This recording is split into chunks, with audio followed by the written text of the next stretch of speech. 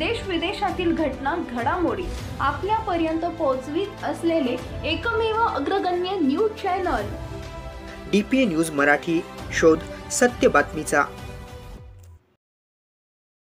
शेलू तालुक्यातील निम्म दुधना धरण प्रकल्पासाठी अनेक गावांचे पुनर्वसन करण्यात आले आहे। यातील एक गाव आहे करसखेडा, परंतु अनेक वर्षापासून हे गाव विकासापासून वंचित आहे।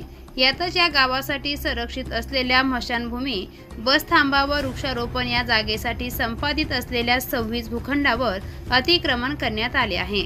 त्यामुळे मालकी हक्क असलेल्या लोकांना या जागेपासून वंचित ठेवण्यात येत आहे। त्यामुळे यावर कायदेशीर कार्यवाही करण्यात यावी, नसता 15 ऑगस्ट पासून दुधना नदीच्या जलपात्रासह कुटुंब जिवंत जलसमाधी घेण्याचा इशारा निवेदनाद्वारे गावकऱ्यांनी शेलू तहसीलदार यांना दिला आहे। DPA न्यूज साठी प्रतिनिधी संतोष शिंदे, लातूर।